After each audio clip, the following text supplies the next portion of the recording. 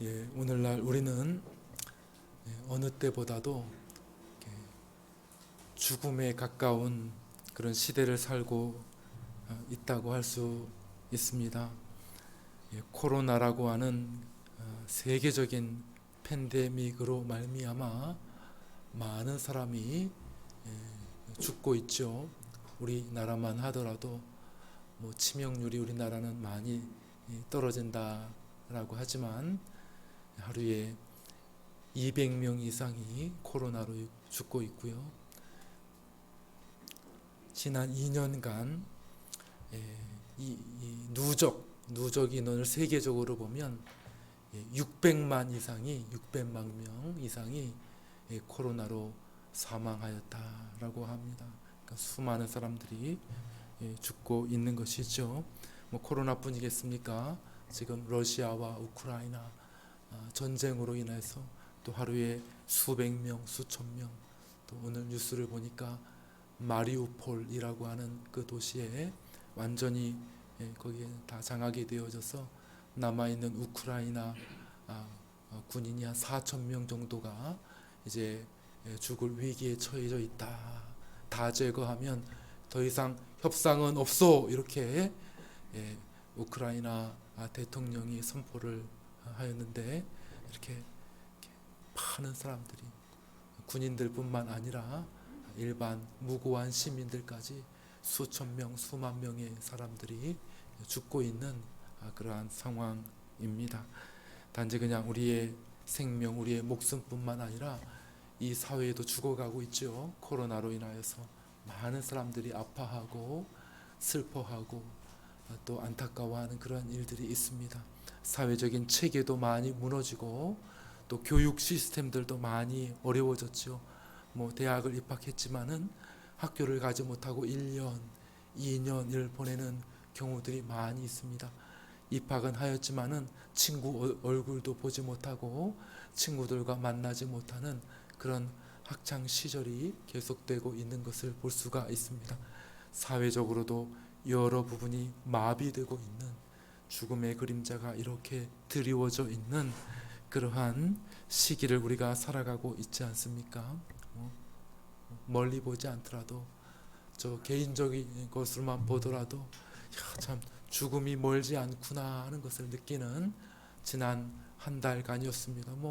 건강했습니다. 건강에 큰 이상이 없었는데 갑자기 혈관 내부가 좀 찢어지면서 뇌경색이 와서 한 달 동안 교회 출석도 못하였습니다. 그나마 빨리 대처를 했어요. 우리 딸이 옆에서 막 119도 불러주고 이렇게 해서 빨리 응급실에 가서 이렇게 치료를 받아서 그나마 이렇게 한 달쯤 지나서 여러분들 앞에 다시 예배하고 설교할 수 있게 되어서 너무나도 감사합니다. 그런데 만일 그냥 방치하고 조금만 늦었더라면 머릿속에 피가 더 많이 흐르고 이렇게 고였지 않겠습니까? 그것이 더 뭉쳤으면 참 어떻게 되었을까 하는 그런 생각을 하게 됩니다. 결과는 하나님만 아시겠죠.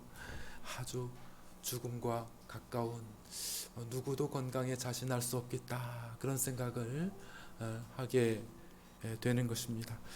이러한 때에 다 각자 나름대로의 어려움들이 있겠죠. 더보다 더 힘든 그런 분들도 있으리라 생각이 드는데 이러한 어려운 때에 세계적으로 이러한 어려운 때에 우리에게 가장 필요한 것은 희망이죠. 소망이 되는 것이죠. 가장 인류에게 주어진 큰 소망은 우리 주 예수 그리스도의 부활의 소망인 줄로 믿습니다. 오늘 우리가 예수 그리스도의 부활의 소망을 굳게 붙들고 우리에게 닥쳐 있는 많은 크고 작은 어려움들을 이겨나갈 수 있기를 바랍니다.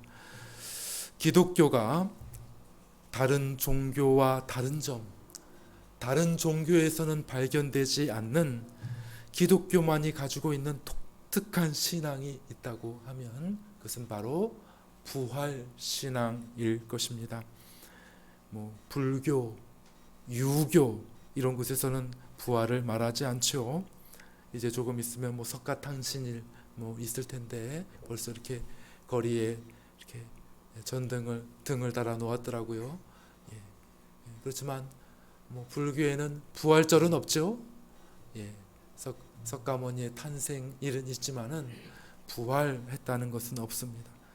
유교 또 공자의 가르침을 따르자 이렇게 말하지만은 그러나 공자가 지금까지 살아있다 뭐 이렇게 말하지 않지 않습니까? 이것은 기독교만 가지고 있는 매우 독특한 신앙이지요.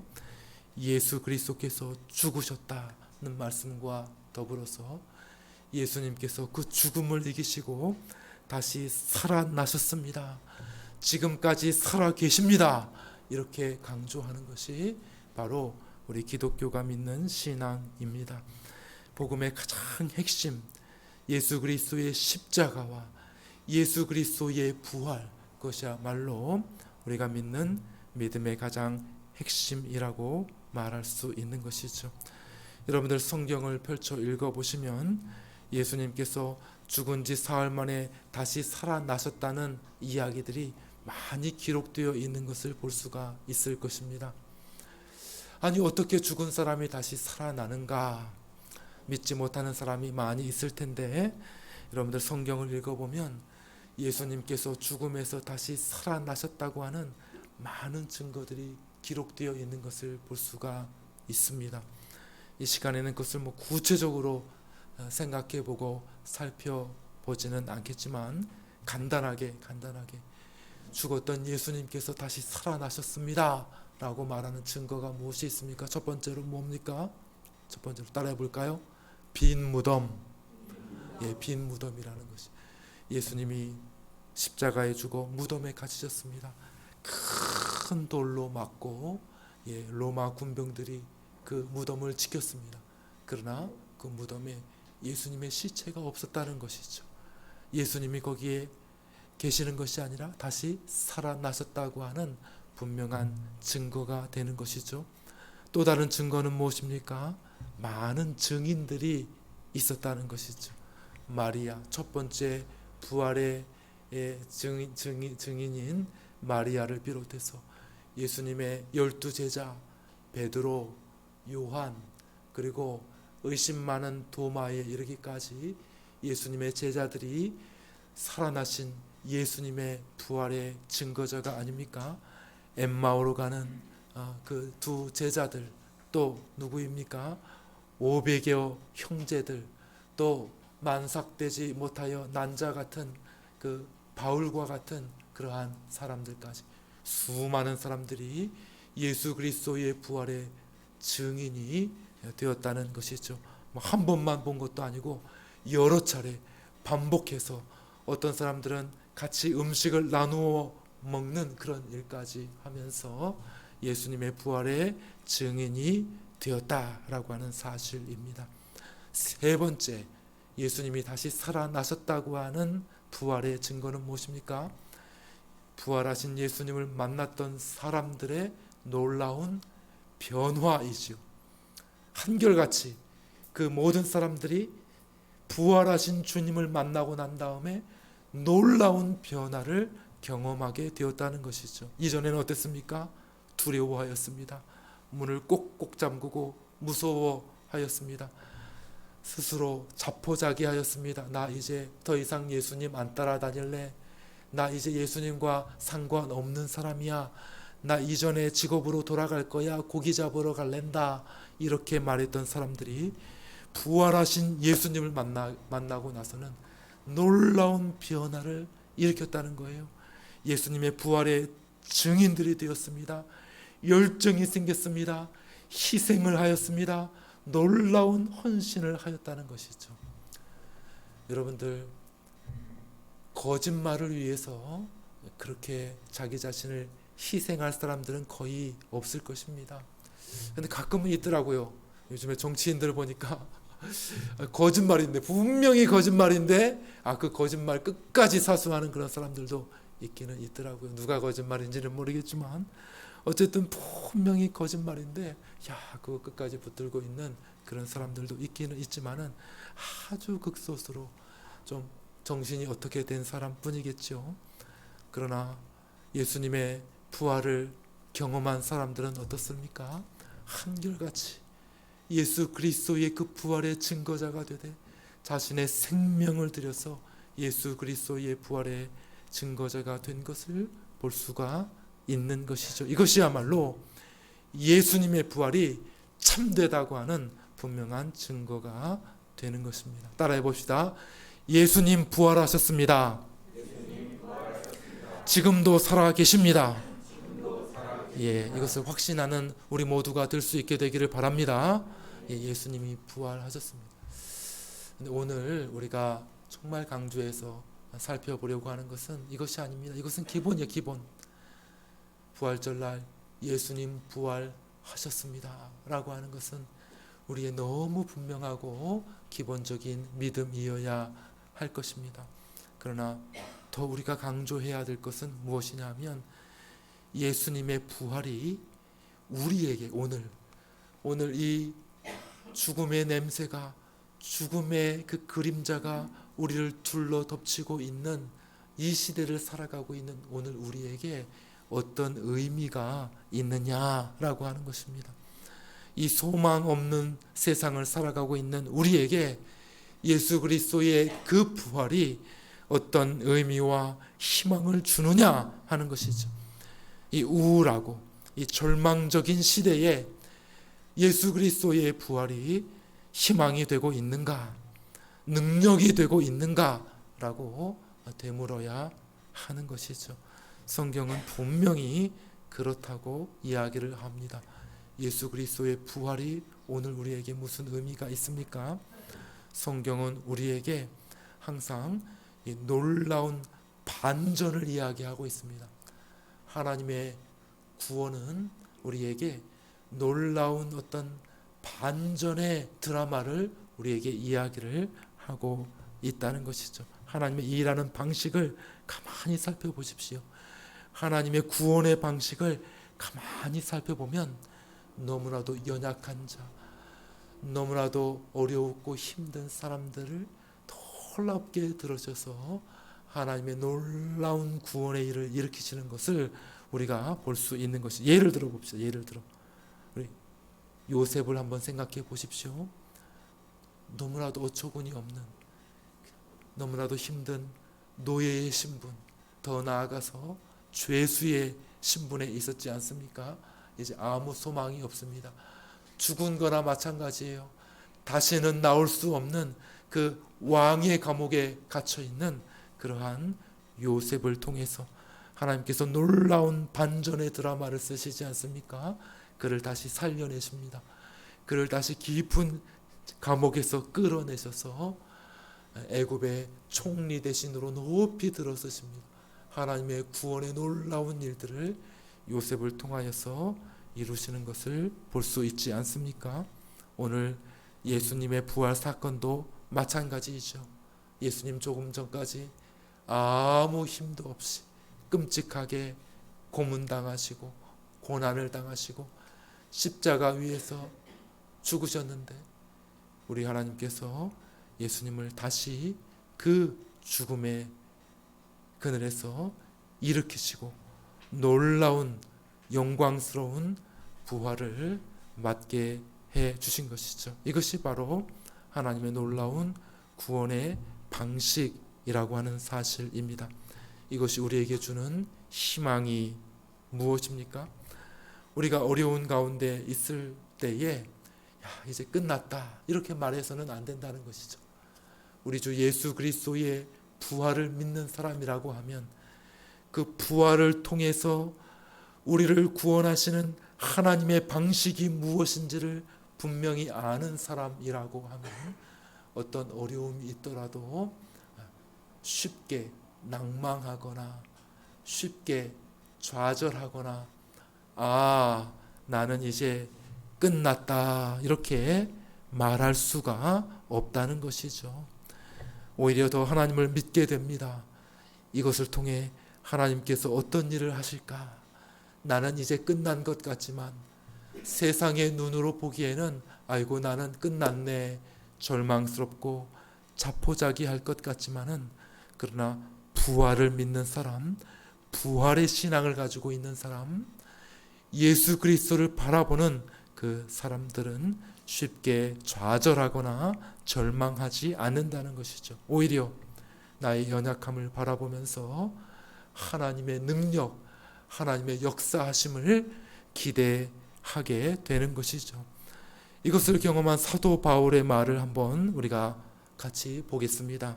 고린도후서 12장 9절 10절 두 절 말씀을 한번 보겠습니다. 고린도후서 12장 9절 10절 같이 한번 읽습니다. 시작. 나에게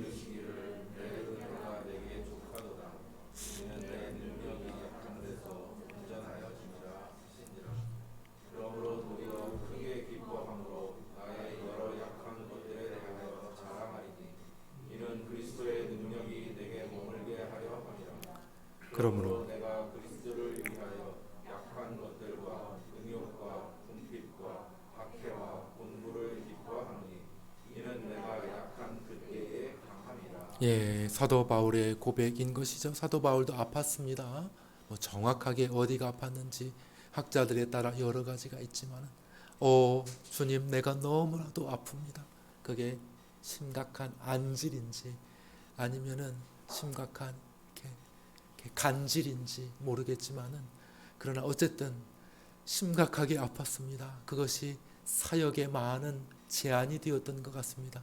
이거 가지고 내가 어떻게 주님 사역합니까? 주님, 이러한 연약한 모습 가지고 내가 어떻게 할 수 있겠습니까? 주님, 나를 고쳐주십시오. 나를 고쳐주십시오. 이렇게 이야기했을 때에 우리 주님께서 하신 말씀이죠. 내 능력이 약한 데서 온전하여 짐이라. 너 모르냐? 나의 사역의 방식 모르냐? 나는 연약한 것을 가지고 일하시는 하나님이다 라고 말씀하고 계시는 것이죠. 예수 그리스도의 부활을 알지 못하는 이 세상 사람들은 어려운 일 있으면 이제 끝났다 좌절하고 절망합니다. 세상에 대해서 이렇게 그냥 불평 불만을 가지고 살아갑니다. 막 욕을 합니다. 불을 지릅니다. 어저께도 불났더라고요. 너무 화가 나가지고 불을 냈다는 거예요. 그죠? 세상 사람들, 부활의 소망이 없는 사람들, 이 사람들은 막 이 세상에 대해서 불평 불만 좌절을 하게 됩니다. 그러나 우리 예수님 믿는 사람들, 부활하신 예수님과 교제하는 하나님의 백성들은 그렇게 하지 않습니다. 어려움이 있죠. 똑같이 어려움이 있습니다. 그러나 여전히 우리에게 소망이 있음을 알고 있는 것이죠. 사도 바울이 뭐라고 말합니까? 약한 것을 인하여 어떻게 하다고요? 내가 기뻐하노라. 누가 약한 것을 가지고 기뻐합니까? 누가 병든 것을 가지고 기뻐합니까? 그러나 사도 바울, 하나님을 알았습니다. 하나님의 능력을 알았습니다. 예수 그리스도의 부활을 알았습니다. 그러므로 나의 약한 것을 기뻐합니다. 나의 연약한 것을 부끄러워하지 않습니다. 그것을 오히려 자랑합니다. 왜냐? 하나님의 반전의 역사를 믿고 있기 때문에 그렇다는 것이죠. 사랑하는 여러분, 여러분들에게 어떤 연약함이 있습니까? 여러분들의 건강이 연약합니까? 아니면 여러분의 경제적으로 어떤 어려움이 있습니까? 아니면 내게 있는 그 외에 여러 가지 나이가 많든지 능력이 없든지 배운 것이 없든지 내가 가진 것이 문제가 됩니까? 그러나 우리가 예수 그리스도의 부활을 바라보게 될 때에 좌절이나 실망을 하지 않는 것이죠. 오히려 나의 이 연약함에도 불구하고 하나님은 이것을 통하여 크고 놀라운 일을 이루실 수 있다고 믿는 우리 모두가 될 수 있게 되기를 간절히 바랍니다. 말씀을 맺습니다. 사랑하는 여러분, 오늘 본문을 다시 한번 가만히 읽어보시기를 바랍니다.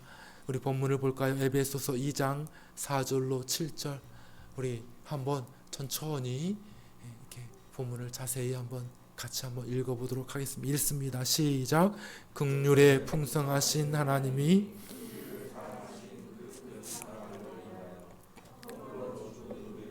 그리스도와 함께 살리셨고 또 함께 일으키사 함께 하늘에 앉히셨으니 이는 그리스도 안에서 자비하심으로써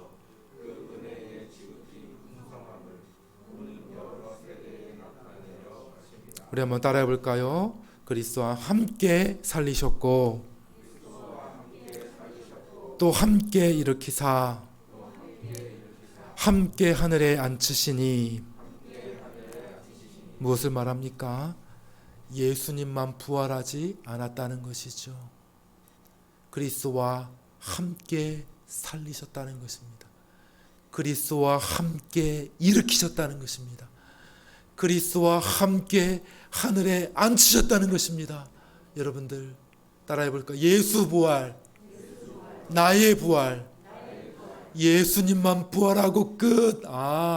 기독교 신앙은 예수님 부활하셨구나, 예수님 믿습니다, 그렇게 끝나는 것이 아니라는 것입니다. 오늘 성경이 우리에게 분명히 말하는 건 무엇입니까? 예수님 부활하셨습니다. 그러나 그것으로 끝 아니라 나도 부활합니다. 나도 다시 일어섭니다. 나도 하나님 보좌 우편에 앉습니다. 이것이 바로 기독교 신앙이라는 것입니다. 물론 아직 완전한 것은 아닙니다. 예수님 부활하심으로 말미암아 앞으로 있게 될 그 놀라운 부활의 때를 우리에게 열어주신 것이죠. 예수님 부활하심으로 말미암아 그 앞으로 있게 될 놀라운 하나님의 나라를 우리에게 열어주신 것입니다. 그 일부를 조금 맛보기 시작한 것입니다. 그 일부를 우리가 조금 누리면서 살고 있는 것이죠. 그러므로 우리는 좌절하지 않습니다.